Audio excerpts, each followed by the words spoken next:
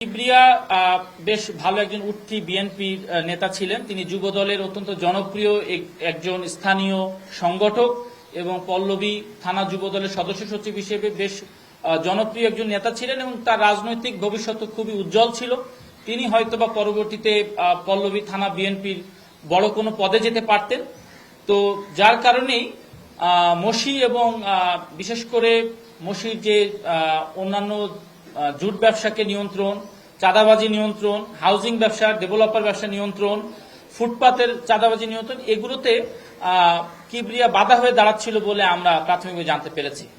এর কারণেই কিবরিয়াকে তারা সরিয়ে দেওয়ার পরিকল্পনা করে। রাজনৈতিক আধিপত্য বিস্তারকে কেন্দ্র করে প্রাথমিকভাবে এটি প্রতীয়মান হচ্ছে। কিলিং মিশনে সরাসরি শুট করার জন্য 3 জন শুটার ছিল। একজন জনি, সে আগেই ধরা পড়েছে। তারপরে আজকে আমরা যে 2 জনকে ধরেছি সেটা হচ্ছে লোপন এবং কাল্লু।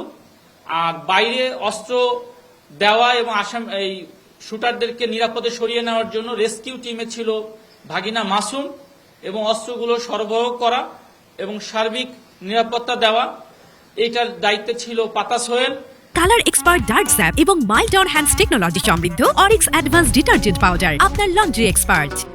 নিহত কিবরিয়া, গোলাম কিবরিয়াকে নজরদারি করা, তার গতিবিধি নজরদারি করা এবং তিনি কখন টার্গেট পয়েন্টে বিশেষ করে বিক্রমপুর হারবারে আসবেন সেটি দেখার জন্য ফরমান নিযুক্ত ছিল আমাদের বুক পোড়া সুজন। তো তাতে করে সার্বিকভাবে দেখা যায় সরাসরি এই কিলিং মিশনে 6 থেকে 7 জন জড়িত ছিলেন। আরো অনেকে যারা কিলিং মিশনের পর্দার পেছনে থেকে কাজ করেছেন তাদের বিষয়ে চাঞ্চল্যকর তথ্য আছে, বাট সেটি এখন তদন্তের স্বার্থে আপনাদেরকে আমরা শেয়ার করতে পারছি না।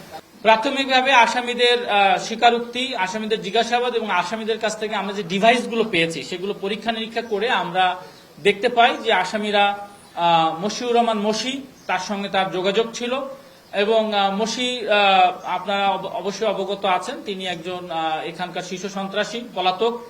তার সঙ্গে আসামিদের সম্পৃক্ততা এবং অত্যন্ত ভালো ঘনিষ্ঠতা আছে বলে আমরা তথ্য প্রমাণ পেয়েছি।